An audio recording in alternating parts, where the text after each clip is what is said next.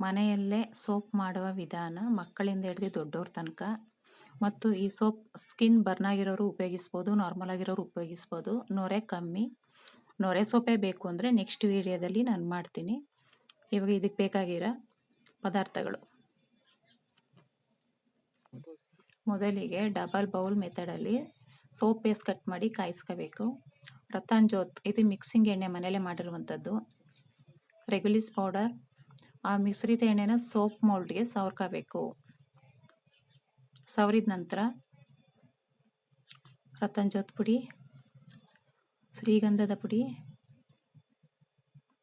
ಮಿಶ್ರಿನ್ ಪುಡಿ,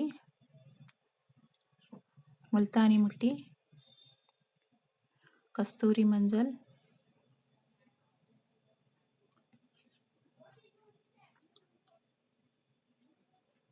ರತನ್ ಜೋತ್ ಪುಡಿನ ಮಿಶ್ರಿತ ಎಣ್ಣೆ ಹಾಕಿ ಮಿಕ್ಸ್ ಮಾಡಿ ಇಟ್ಕೋಬೇಕು, ಕಲಸಿ.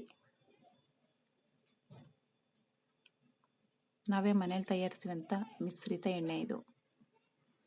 ಹರಳೆಣ್ಣೆ ಇದು ಸ್ವಲ್ಪ ಹಾಕಿ ಮಿಶ್ರಿತ ಮಾಡ್ಕೋಬೇಕು. ರತನ್ ಜೋತ್ ಪುಡಿಯನ್ನು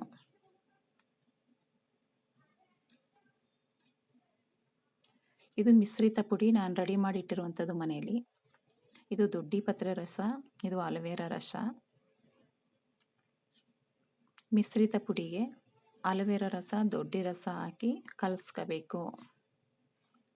ದೊಡ್ಡಿ ಸೊಪ್ಪಿನ ರಸ,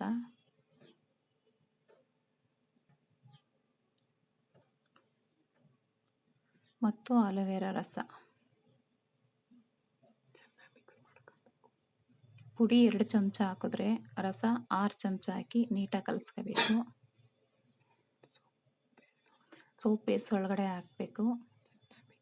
ಚೆನ್ನಾಗಿ ಮಿಕ್ಸ್ ಗ್ಯಾಸ್ ಆಫ್ ಮಾಡ್ಕೊಂಡಿರಬೇಕು. ಮತ್ತು ರತನ್ ಜೋತ್ ಪುಡಿ ಕಲಸಿರೋದನ್ನ ಅಲ್ಲೇ ಹಾಕಿ ಚೆನ್ನಾಗಿ ಮಿಶ್ರಿತ ಮಾಡಿ ಗಂಟೆಲ್ಲ ಹೊಡಿಬೇಕು. ಸ್ವಲ್ಪ ರಸ ಜಾಸ್ತಿ ಹಾಕೊಂಡ್ರೆ ಗಂಟು ಬರಲ್ಲ, ನಾನು ಸ್ವಲ್ಪ ಕಮ್ಮಿ ಹಾಕೊಂಬಿಟ್ಟಿದ್ದೆ. ಈಗ ಸೋಪ್ ಮೌಲ್ಡ್ಗೆ ಹುಯ್ಕೋಬೇಕು. ನೀವು ಸೋಪ್ ಮೌಲ್ಡ್ಗೆ ಹಾಕಿ 1 ಅವರ್ ಅಥವಾ ಅರ್ಧ ಅವರ್ ಬಿಟ್ಟು ನೀವು ನೋಡಿ, ಗಟ್ಟಿಯಾಗಿರ್ತದೆ. ನಂತರ ನೀವು ಉಪಯೋಗಿಸ್ಬೋದು.